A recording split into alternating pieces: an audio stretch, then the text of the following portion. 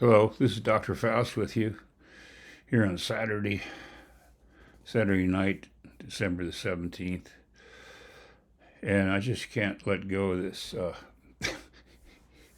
this what they call a drone flap going on in New Jersey, and watching the reports and various sources, a whole range of sources. The responses, I mean, what they're doing, what they're saying, and how they're reacting, and is the real interesting part. Uh, and it really speaks of a lot of things of human behavior, and psychological uh, conditionings, and cultural, just a whole range of factors, that have come to play, that we've seen all through history. Uh, but it's just I just can't resist commenting, because the comments we're getting, like I just watched CNN, and they had a woman who was the rep, congressional representative from New Jersey, if I got that right, and an ex-military helicopter pilot. And he said, "Oh no, the skies are just full of planes these days. There's just more planes and everything flying, and so yeah, people are seeing helicopters and airplanes, and they're seeing planets and Mars and or Venus, and it's really, and yeah, there's drones, there's police drones and military and people's drones, and so yeah, that's all they're really seeing, and oh yeah, yeah." Then you get another story. Well, they're really military drones, and they're sniffing. They're sniffing for radioactivity because somebody brought a bomb over from Ukraine, and so they're sniffing for that bomb, literally. And so that seems to be a popular um, story there for why we're seeing the drones. And there's more. The Iranian mothership, and just a bunch of really harebrained. But my point is, if it's an authority or news figure, that sort of validates. I mean, something. That, oh, that's like the final arbiter of the truth, and you just accept it and walk away. Oh yeah, okay. Well, it's just, yeah. And so that's, they've been doing that for since Roswell, since like probably 70, 80 years, actually, before the first UFO sightings. So it's been that long, been 80 years. And there's, tens of thousands of witnesses of every type: military pilots, civilian pilots. There's some famous stories that go back to the 50s, flying the Cascades. There's a million stories, and people that have seen UFOs before there was any aircraft or helicopters. So that's the kernel in this whole nut, is that idea there is anathema. It's just a heresy, and more. I mean, there's more to it than that, but I mean, it's an admission of something they don't want to admit for a range of reasons, but basically control and power, and that we're it, and the people that rule us are really the top of the heap in the entire universe, and like gods. I mean, we used to have people that, well, they still do. I mean, have a Kim in North Korea. I mean, they worship him as like a god. He's like the moon-faced son of, it's crazy stuff, and he's essentially a god king ruler, and he doesn't even defecate. I was going to use another term, but yeah, they actually believe that he's just like, he doesn't even no need for defecation, because this guy, see, he's like a era vegetarian or something, an aeritarian. I don't know. But so, yeah, people don't change.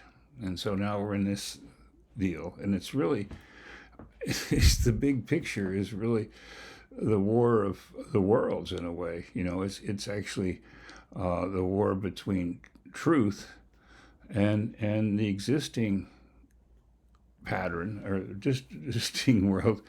It's lies.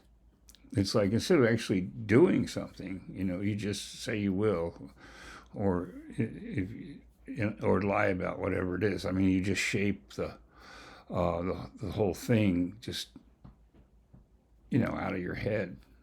You know, you just make things, make history the way you want it. You can make the results of elections the way you want it. Anything. You make anything. You just say it. You know, like, no, that's not black. That's brown. Well, that's like, up is up. No, up is down. It's like George Orwell. It was 1984, right? So, back to the drones. People have taken really high quality cameras at a really high shutter speed. And I've seen these pictures. Anybody can see some of these. Mr. MBB333 and a bunch of other good websites. People are sending in videos, and it's not PG, and they analyze it. So a good picture of one of these, super close up, right? Okay, orange fireball. It's just a plasmoid with an orange color and just sort of streaky energy looking fireball. That's what we call them. I've seen them. I mean, they're fairly common around here for many years. Matter of fact, in a lot of places, not just the West Coast in Oregon. But certainly, there was a flap of them a few years ago, and I saw them close up. And so, yeah, it wasn't a drone. This was before I even knew about it, before we had drones. But, so, okay, so it looked like an orange fireball. It didn't look like a drone with propellers or plastic shine, or because I have a couple of drones. I know what they look like, and I know what they sound like. They're loud. They're very loud. And these fireballs and slash UFO triangular beam ships, a whole other range, cigar shape, tic tac, that are up there, right?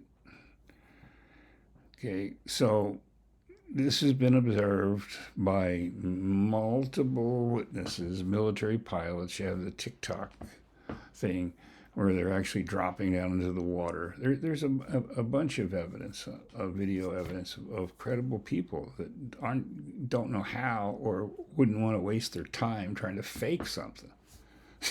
It's ridiculous. But that's an easy thing for debunkers. It's an easy one. Oh, they just faked it. It's not true. It's not real. Blah, blah, blah. Just on pulling that out of your ass, So, you have that situation, even though there's millions of people that have seen these. So,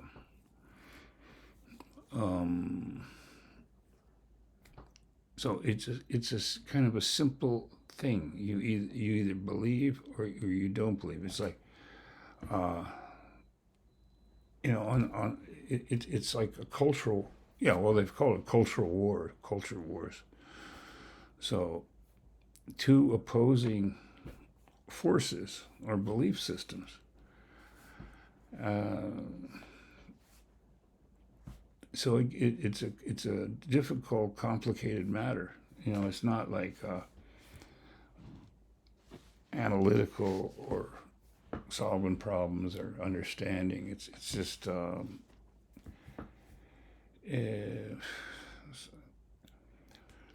you have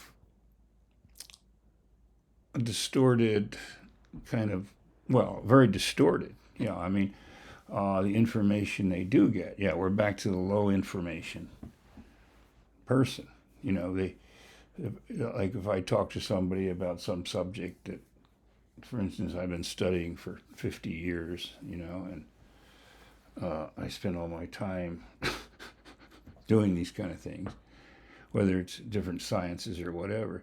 You can meet somebody who knows nothing about the subject, and you might mention something, and they'll just completely say, "Well, I don't believe that. That can't be. That's not true."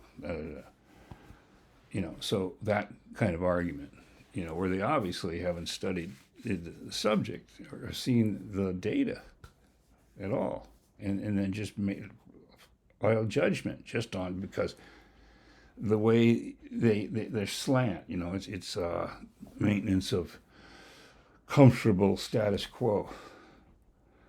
So, in conventionality, it's almost. I think it's a bit genetic too. It's a certain amount of genetic and also education, because so the small information they get is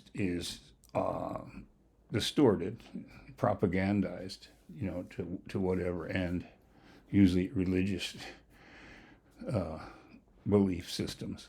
So they spend a lot of your time reading, let's say, reading a book. There's a lot of religions. It's really about a book, right?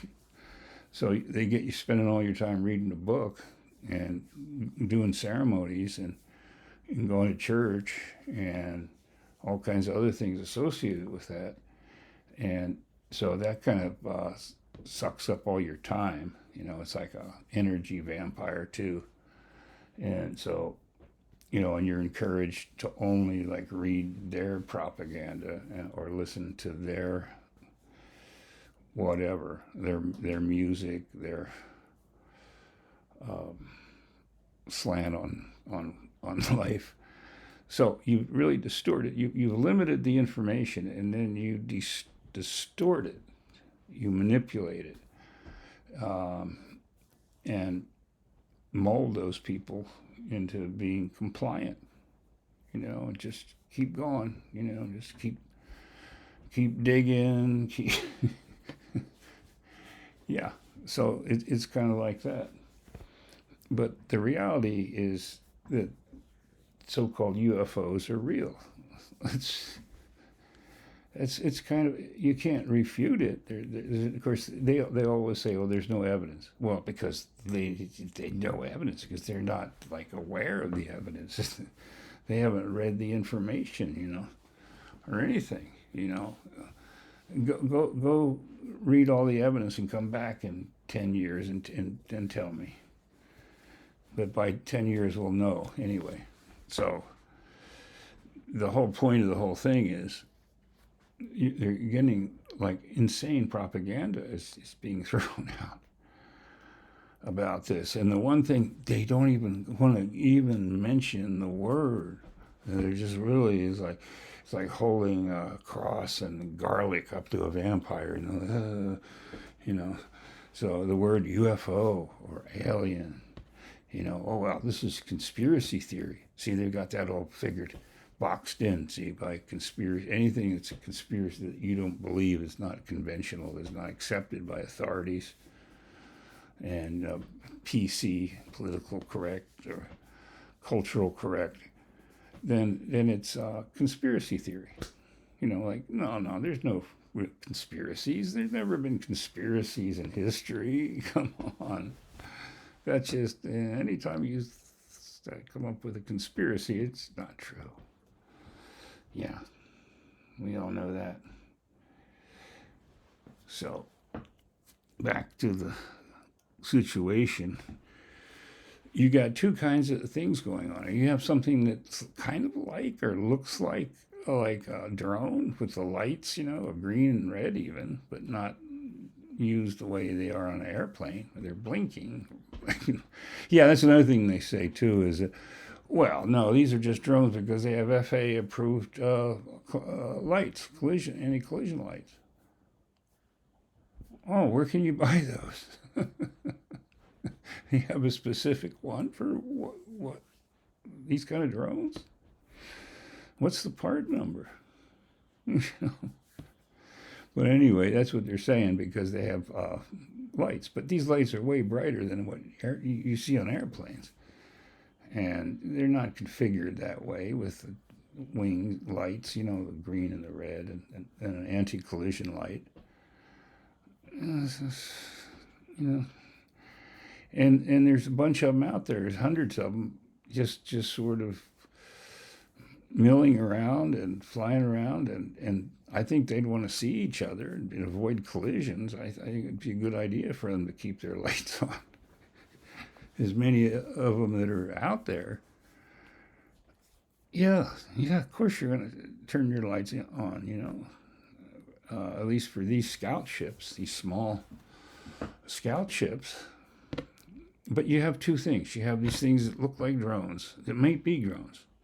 It might be a mechanical drone, except there's been a report that the military did try to chase one down and followed it for like 400 miles until the military helicopter or whatever it was had to land for fuel. This thing kept going. So, because how can you chase it like you can't go slow enough in like an F-16, to if this thing started to go 50, 60 miles an hour. I mean, a jet wouldn't be able to follow it. Because for them to keep flying, they're going to be going 150 or something, 160 or more. I'm not sure, but even if you had a Cessna, you'd be slogging along. They can fly slower than you, and you just overfly them. But then apparently they can just shoot off like to 30,000 feet, like the ones that they just saw over Oregon, airline pilots. And they shot off at a speed that an airline pilot, a jet pilot, couldn't put to words. It's just zoop. You can't. So, in other words, there's two things out here. Something that looks like a drone, maybe, with flashing lights. And then you have this orange fireball, which is a plasma. What you're seeing is this plasma that surrounds it, the actual ship, which is like a saucer shape. Yeah, so kind of triangular saucer shape. Somebody enhanced, I think it was Mr. MBB333, had a shot of one where he changed the contrast and you could see the shape of the thing, in the plasma. So just like Cliff High was saying, that after a certain point there'd be this conflict, this war in the sky, a melee. And this does kind of describe it because now today they saw one, a drone apparently, or what they call a drone. It's a light thing, the thing with the FAA approved light, approaches an orange fireball. It's stationary and just gets real close. And the so-called drone kind of turned green. The light went to green, and then it sat there, and then it got very close underneath this fireball, and then just dropped from the sky like a rock. It became a flying brick, and just boom. So we're dealing with two different things here, two different groups, as was predicted by Cliff High's program, which was kind of something I was actually kept up with that back when he was first promoted the whole idea of neurolinguistics and anyway, I don't want to get tied up in that story. But this is what he's been correct. He said 39 days after Trump interview with Rogan that this is going to start, and then there's going to be a melee, and then there's going to be, so that's sort of happening. And there's actually sort of two competing groups there. One is this fireball type, maybe the conventional UFO. Who knows? There's been different ones cited, different, and then these are they drones? whatever the ones with the lights are. So they're competing, and then one shot one down there. So it could well be, it's been theorized, that the orange fireballs are protecting us against these other things. And then the story that makes sense to me too is, and again, this stuff is considered crazy if you even talk about it, but it's documented. And that's Admiral Richard Byrd's exploration of Antarctica and the result of that. He wrote a book. I mean, this was all suppressed, but I mean, he flew down there in something like DC-3 down to the South Pole, and he was kind of they got him in a tractor beam apparently, and his plane was drawn into this large underground world, and landed safely, and he got talking to. They took him to the leader, which was some kind of really high-level brain guru sort of thing, and they said, "Look, we're tired of this and worried about this nuclear weaponry and all this, and you guys have to straighten up. And this is our world, and we don't want to." And so then he took off. Apparently, came out all right. On the way out, there's like green grass and meadows and steppes, and they even saw like a mammoth type critter, a mastodon grazing. It's all there in his book. Find it. Go to Linda Moulton Howe, earthfiles.com. She's got people discussing that in some of her episodes, the Antarctic thing. It's out there. See, this is not acceptable. Most people's brains aren't gonna let this in, even though one of the big heroes of World War II and a big shot in the Navy, Admiral Byrd. And then they sent a big task force down there with him, with an aircraft carrier and everything else, destroyers, the whole naval thing, airplanes. And so anyway, he goes down there, and they were buzzed, attacked by UFO, by disc-shaped craft, and apparently ended up shooting down some of their planes too. But I mean, they're not shooting bullets; they're shooting something else. So they got out of there. A very powerful naval task force. They turned around and headed out of there. And it's kind of like the time that Alexander the Great was trying to invade the Indus Valley in India. And here come these Vimana, which is like a disc-shaped craft, and buzzing them and freaking out their horses and camels and their men, and they just freaked out, and they were all out of control. And so they decided, all the generals were like, well, let's get the hell out of here, So they turned around and headed back to Greece, But of course, Alexander the Great didn't make it back alive. It's probably a good thing for a lot of people. He wasn't considered Alexander the Great everywhere. No. But anyway, so these events happen, and it's there. I mean, if you believe Admiral Byrd, it's easy to say, "Oh, I don't believe it. He made it up." That's such an easy cop out. And then you have the other stories of the Hopis, how they were saved by the ant people that took them under the earth until things cooled down or warmed up, and then put them back, helped them back. And then you have the whole story of the gods, let's say, that come around and help people establish civilizations, learn mathematics and how to build pyramids and whatnot.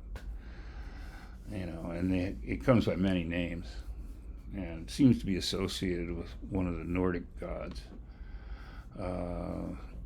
because there's similarities between Quetzalcoatl, Lono, one of the Hawaiians, god that came down from the heavens on a flaming chariot, and similarities between them and Quetzalcoatl and one of the Nordic gods who was also missing his right hand, and was blonde and blue-eyed. So apparently that's the story, legend, let's say. Yeah, that's a great story in itself, about how he lost his right hand. I won't go into. That's a good Nordic tale for sure. Maybe it means something big, So we have this phenomenon that's been going on for a long, long time, and now we have a different, version of this. And there seems to be more to it than I think. But what I basically think is they're deliberately exposing themselves to shake the truth out of the world. I mean, reverse the trend of lies. So it's truth or good versus evil, which are lies, and they can just be very pacifist and very,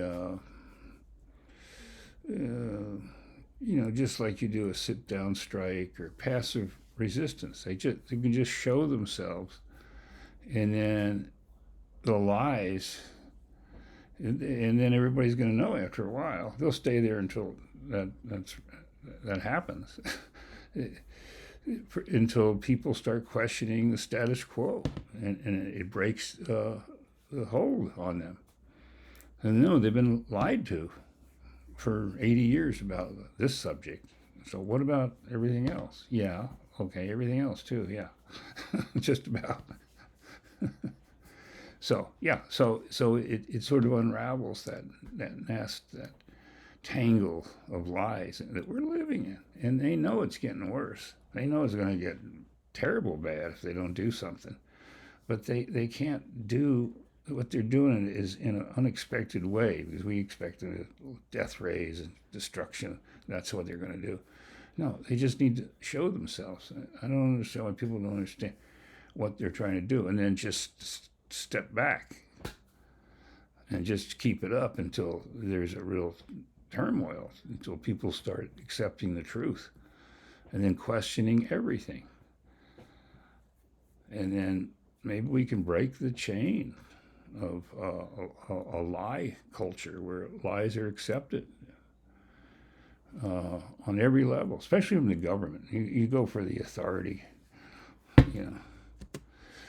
and as long as an authority figure says it, then it sort of justifies it for you.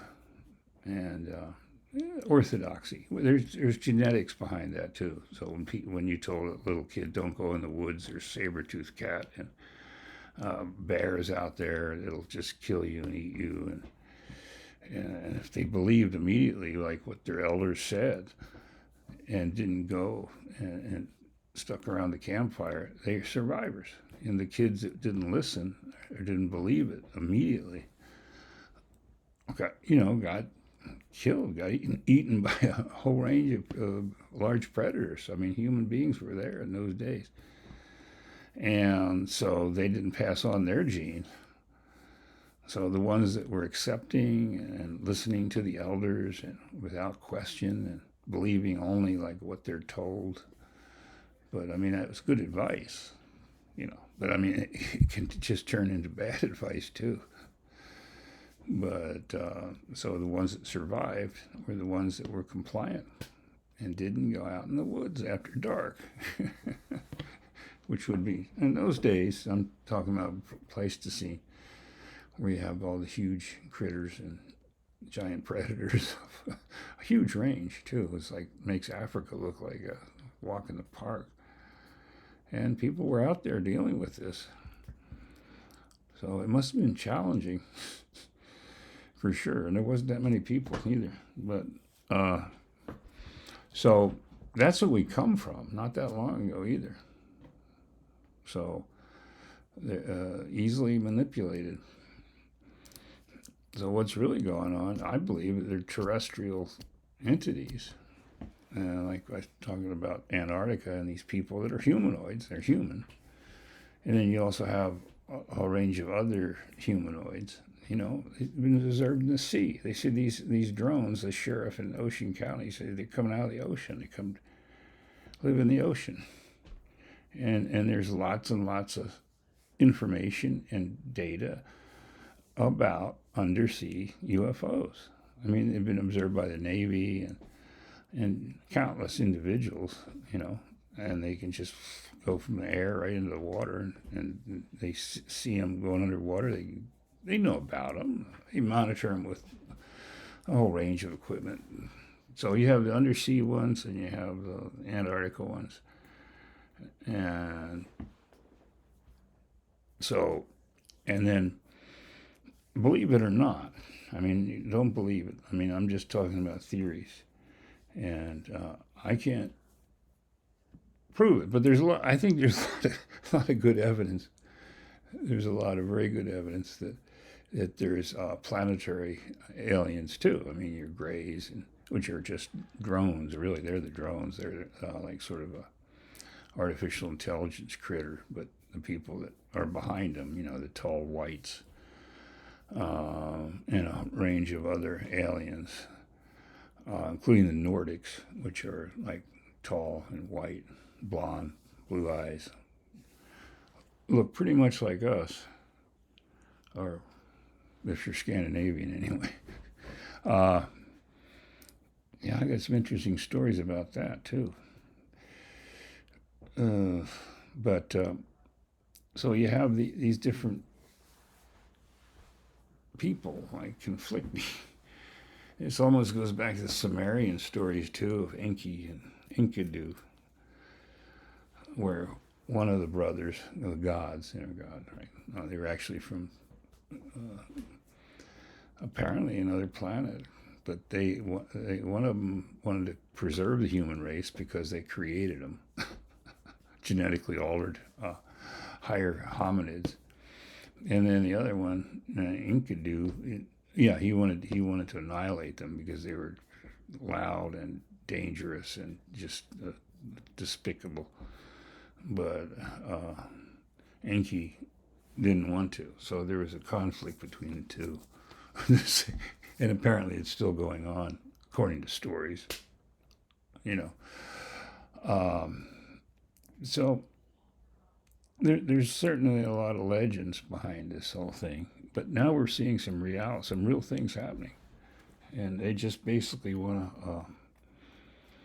us to change our insane our insane life and world that we're doing with the nuclear weapons and the wars and all this money, all our wealth like spent on like weapons and buying new weapons and and now war breaking out between insane old men. Essentially, they get to call the shots for like billions of people. it goes down to like two or three or four crazy, like really pathological and narcissistic. I'll use psychiatric terms. And psychopath, yeah. I mean, basically, I don't think anybody. I mean, it's well regarded, by the real psychiatrists like Bandy Lee. That we're dealing with pathological and contagious situation here. And so where lies become normalized and then justified. It's scary shit, really. And Lord knows it's definitely what's going on here. I mean, they're lying. So once we break through some of these big lies, and then I think there's other things they have in mind. Of course, it's the alien hybrid abduction endpoint of we're replaced with a better model, new, improved, better software, less warlike, more compassionate, less like insane, like aggression. Yeah. So let's just call this philosophy. You might call me completely insane just for repeating things that thousands of people, scholars, intelligent people believe. But so philosophical, yeah. I may have a PhD degree, and of course that means Doctor of Philosophy. So there you go. I'm philosophizing about science. So it's a matter of physics and science and agroecology even that we're talking about here. It's not like a belief in spirits. Well, I believe in this invisible spirit that you pray to and give money to. That whole thing. Where it's the belief is based on just belief. Period. No evidence. No, nothing, just good conditioning over a long period of time. And something is really a phenomenon, then it becomes science, the realm of science, because it's a real thing that's in the environment, in the ecosystem. It's something flying around. Maybe it's a bird. Okay, now we're into science now. What is it? Is it a bird or an animal? Okay, so, or is it something else? So that's legitimate, and then you can philosophize all you want, and think people are crazy that talk about it. But, just wait a few years. We'll see who the crazy ones really are. I'm certain of that. But I'm not really certain about what the outcome, where this is going. But I think I'll pick up on it as time goes by and let everybody know. But right now, it's the best time to just get yourself together, free the mind, attachments and fear. I mean, fear has no real value. I've argued with people about this. And because you lose control, you panic, you lose control. As a pilot, people say, well, isn't fear good that you're afraid? Well, yes and no. When you have to make split, decisions based on a lot of different factors and then take action within a millisecond, you don't want fear to get in the middle of that, interfere with something like that most people don't ever have to face. And death is the absolute endpoint in something like that. So that's really how it is in planet Earth. It's not a game. It's not a spirit. It's real. And we're running it. We're operating it, and we can crash it. I want to talk later on about the soil problem, the food situation, and we just kind of blow that off like we blow off the UFO idea. Like, Oh, we don't even talk about that. Oh, we're not going to talk about soil loss and pesticides and food shortages. We're not going to go there. We're not going to go to UFOs. We're not going to go to. No, I'm sure you can come up with a lot of other things they're not going to go to, but it's going to get worse. Believe me, it's going to get worse. It really is a battle of good versus evil. I'm going to go back to when I was a little kid because that's how I interpreted the world. And I think that, and I think a lot of traditions and cultures and belief systems absolutely have the belief. I mean, there's stories of the crescendo, and then the rebirth, kind of like Armageddon. Oh, by the way, that's where they're fighting now, too. Mount Megiddo in Syria, in contention between Muslims and Israelis, the Jewish people. And of course, that was the part of the prophecy of Armageddon. Yeah. So all these things you have to take into account because it's information, and we're trying to solve a problem. It's a real problem. It's a nuts and bolts or critter type problem. We're seeing it. We're observing it. We don't say, "Oh, I don't see that." No. That's something that we made. That's some shit we made. I think it's like some kind of government thing. Yeah. So there's a real push to believe now that it's a government operation, and part of it could be. I'm not saying that.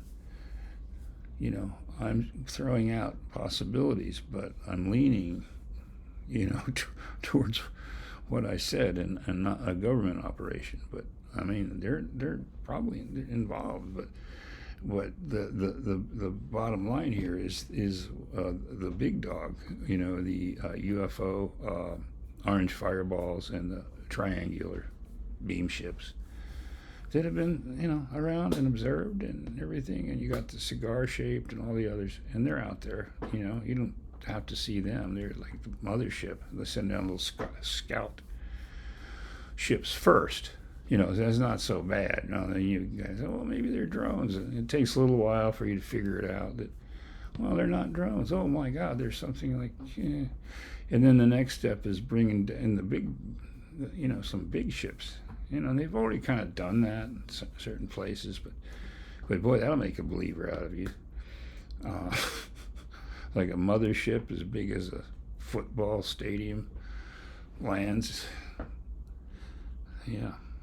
So that's going to cause a stir. And then information. Once information is freed, now we have artificial intelligence and the internet.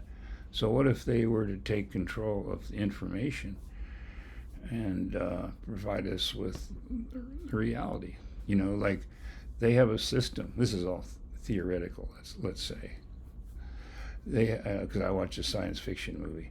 They have a computer-like justice system where you sit in this room, and then you're questioned about the crime or suspected crime, and the system can determine with great accuracy whether you're lying or not.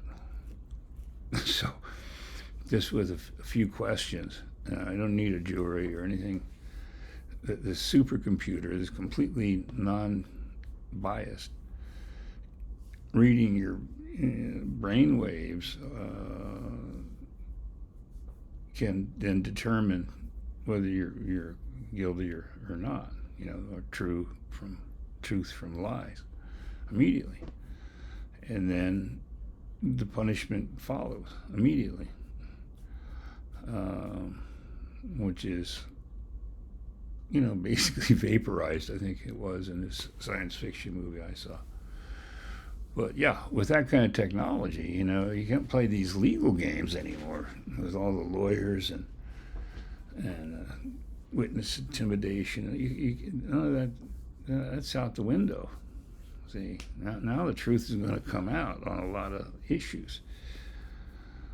So I'm gonna love it. It's like, no more lying. Come on, can we just face the situation and try to save the earth and feed the people and let them live a good life and get away from like spending all their money on warfare and elite oligarchs and madmen. So that's one side. The other side,